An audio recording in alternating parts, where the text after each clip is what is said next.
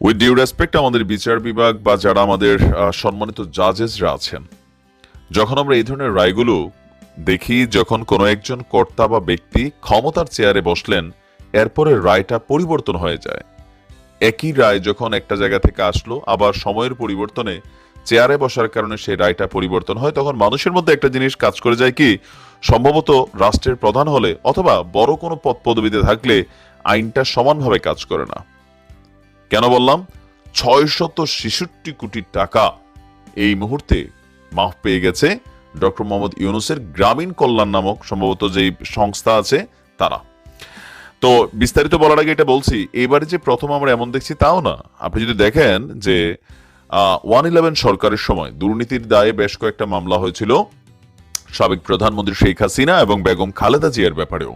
কিন্তু যখন আওয়ামী লীগ সরকার গঠন করলো, তখন শেখ হাসিনার মামলাগুলো অটোমেটিক মাইনাস হয়ে গেল, মন্ত্রীদের মামলাগুলো মাইনাস হয়ে গেল, কিন্তু বেগম খালেদা জিয়াকে মাত্র 2 কোটি টাকার জন্য দীর্ঘ সময় কারাবরণ করতে হয়েছে, নানান ঝক্কি ঝামেলা পোহাইতে হয়েছে, আনটিল এখনো এই মামলাগুলোতে তাকে মানে ডিল করা হচ্ছে। তো দিন শেষে এখন আবার যখন আমরা দেখলাম যে সরকারেরই এই মুহূর্তে যিনি অন্তর্বর্তী সরকারের প্রধান উপদেষ্টা আছেন ডক্টর মোহাম্মদ ইউনূসের জন্য 4ই আগস্ট আমাদের এই আদালত যে রায় দিয়েছিল, আর আজকে যখন তিনি প্রধান উপদেষ্টা, আবার যখন এই নতুন রায় আসলো, তখন তো আমাদের কাছে মানে কেমন কেমন ফিল হয় যে আসলে সমস্যাটা কোথায়। মানে ইনভেস্টিগেশনের সমস্যা, ডকুমেন্টারি সমস্যা, নারীবাদী, কিভাবে এই আদেশটা সরকার গঠনের সাথে অথবা সবকিছু সঠিক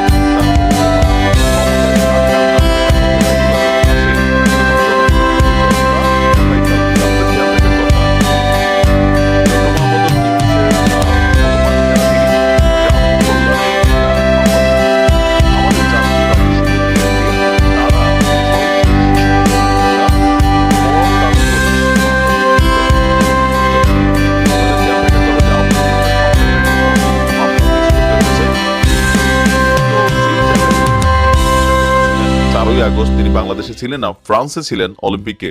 তিনি হয়তো ভাবতেছিলেন যে 5ই আগস্ট বাংলাদেশে আসলে তিনি গ্রেপ্তার হতে পারেন, কারণ 4ই আগস্ট কোর্ট থেকে একটা রায় চলে আসছিল। সেই রায়টা এমন ছিল যে আপনার তৎকালীন সময় সম্ভবত 4ই আগস্ট বিচারপতি মোহাম্মদ খুরশিদ আলম সরকার, বিচারপতি সর্দার মোহাম্মদ রাশেদ জাহাঙ্গীরের হাইকোর্ট তারা নির্দেশ দিয়েছিল যেন ডক্টর ইউনূস তিনি 666 কোটি টাকা সরকারকে পরিশোধ করবেন। সেই রায়টাই আজকে আরো একটা নতুন সিদ্ধান্ত আসছে গতকালকেই, যে ওনার মালিকানাধীন গ্রামীণ কল্যাণের কাছ থেকে জাতীয় রাজস্ব বোর্ডের দাবি করা 666 কোটি টাকার যে রায় দেওয়া হয়েছিল, সেই রায় স্বপ্রণোদিতভাবে প্রত্যাহার করে নিয়েছে আদালত। এখন এটা কেন প্রত্যাহার করলো? মামলাটা কি ভুয়া ছিল? যদি ভুয়া থাকে তাহলে যারাই মামলার বাদী ছিল তাদের বিরুদ্ধে ব্যবস্থা নেওয়া উচিত, অথবা এই মামলাটার যে ইনভেস্টিগেশন রিপোর্ট 4ই আগস্ট আওয়ামী লীগ সরকারের ছিল, তো আদালত তো আর সরকারের অধীনে থাকে না। আমরা জনগণ যতটুকু জানি যে আদালত হচ্ছে বিচার বিভাগ স্বাধীন। তো সেই স্বাধীন বিচার বিভাগই 4ই আগস্ট একটা রায় দিল, যেটা আবার আজকে তারা পরিবর্তন করে নিল। আমরা দেখছি যে বিচারপতি মোহাম্মদ খুরশিদ আলম সরকার এবং বিচারপতি এস এম মনিরুজ্জামানের হাইকোর্ট বেঞ্চ এই রায় প্রত্যাহার করে নিয়েছেন। একই সঙ্গে প্রধান বিচারপতির কাছেও এই মামলার নথি পাঠানো হয়েছে। 3রা অক্টোবর সংশ্লিষ্ট বেঞ্চ সূত্রে এই তথ্যটি নিশ্চিত করা হয়েছে, মানে আজকেই, এটা কয়েক মিনিট আগের খবর। আর গত 4ই আগস্ট ডক্টর মোহাম্মদ ইউনূসের গ্রামীণ কল্যাণের এনবিআর এর যে মামলাটা ছিল 666 কোটি টাকা কর বৈধতা দাবি করে আপনার একটা কি বলে যে রায় তৈরি হয়ে গিয়েছিল।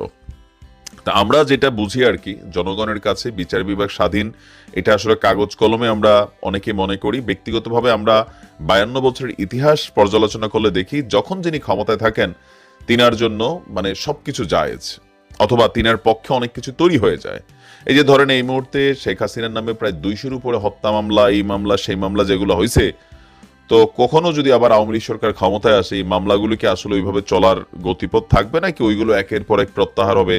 এখন আবার আমরা যেমন দেখছি তারেক জিয়া বা আরো বিভিন্ন জনের নামে মামলাগুলো অটো খালাস হয়ে যাচ্ছে। তো এইটা জনমনে একটা আসলে প্রশ্ন তোলে। তো এখানে অনেকগুলো মামলা হচ্ছে পলিটিক্যাল, কিছু আছে সেগুলো সরে যাচ্ছে এক জিনিস, কিন্তু এনবিআর তো আমাদের সরকারি একটা সংস্থা। তো সরকারি সংস্থা যখন একটা মামলা দায়ের করছে, নথিপত্র ছিল, দীর্ঘদিন মামলাটা আদালতে ঘোরাঘুরি করছে, একটা রায় হইল, সেই রায় এখন যখন প্রত্যাহার করে নিচ্ছে, তো রাষ্ট্র তো 666 কোটি টাকা এই টাকাটা থেকে বঞ্চিত হলো। পাশাপাশি ডক্টর মোহাম্মদ ইউনূস সম্পর্কেও মানুষের মধ্যে এই চিন্তা আসতে পারে যে হ্যাঁ, তিনি হয়তো মেকানিজম করে অথবা মানে তার টিম কর্তৃক সামহাও প্রভাবিত করে এই রায়টা পরিবর্তন হয়েছে। বিষয়টা হয়তো এরকম না, কিন্তু মানুষের কাছে এটাই মনে হবে। আর এই ইস্যুটাতে স্বাভাবিকভাবে আওয়ামী লীগের নেতাকর্মীরা তারাও কিন্তু প্রশ্ন তুলবে যে দেখেন দেখেন কি থেকে কি হয়ে গেল, তাই না? তো আমার মনে হয় যে আমাদের যারা এই বিষয়গুলোকে প্রস্তুত করে, এই বিষয়গুলোকে আরেকটু সুন্দরভাবে প্রস্তুত করা দরকার, যেন সরকার